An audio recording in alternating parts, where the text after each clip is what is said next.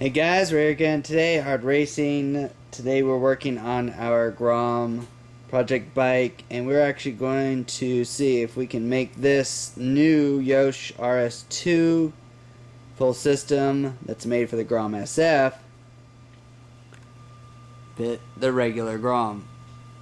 That's going to be our goal. Yosh says no, but we're pretty sure there'll be a way. So that's what we're going to do today. We're going to see if we can fit this thing up to the standard GROM. If needed a retrofit or something, but that is our goal. We're going to start off by at least getting the headers on and go from there. Our bike has driven rear sets, so that will probably make it even harder. We're also going to see if we can fit with the stock ones,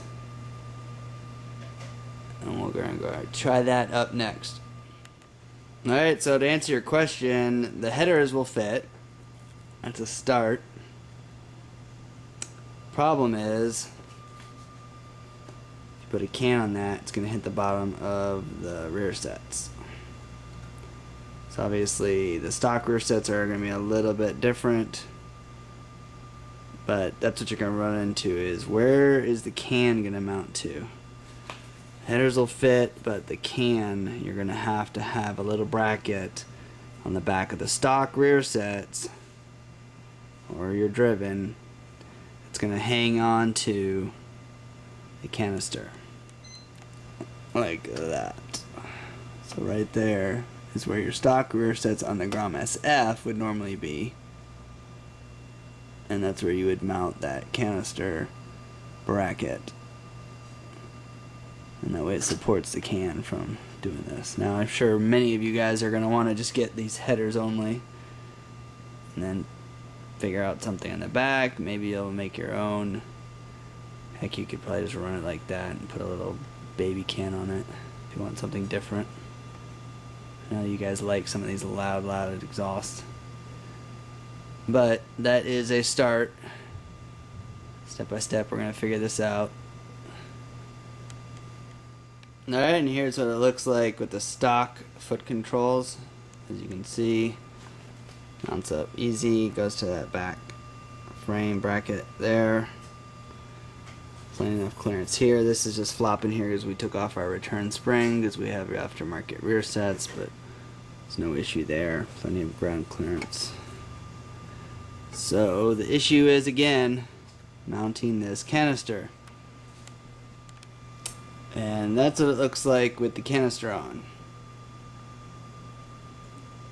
So this actually looks, if you're using stock foot controls, this looks like you could easily make your own little bracket. Because again, that's factory mount there. That supports 75% of this whole thing. The last piece is just this end bracket here on the canister, which sits just below there. Now, obviously you can rotate this canister in and out however you want it. So the alignment, and this can come up a little bit. So you're really talking just like a little piece of flat metal. Honestly, this would be a cakewalk to go to Lowe's or Home Depot, get a little 1/4 inch piece of aluminum and bolt it onto the back of your stock foot controls, and then have it hang down and then run that bolt through it. Alright, so here it looks more tightened up. Rear set is bolted down, and this is your alignment. That one's tightened down there. So again, because you can rotate the canister, you can kind of put it where you want. So you got two options. It's a tight fit, but you can actually run the bolt straight through. Again, like we have this little bracket here we made out of a little 1/4 inch piece of aluminum. Super easy. And then this bolt can run all the way down to that bracket. And then you just need a few spacers in between here. It actually comes with that Now that's supposed to be on the outside to look all pretty, but you could just put a washer there and put that down in between.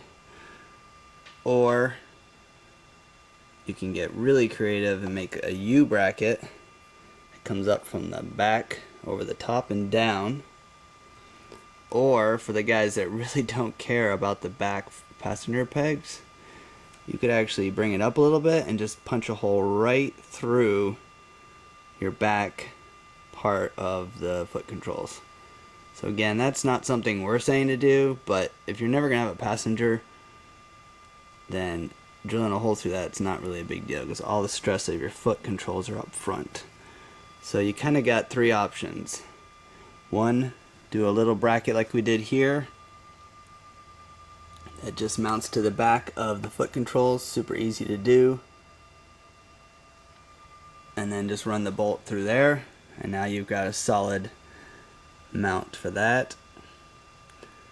Two, build a U bracket that comes up and over, or it could come under in front of, either way.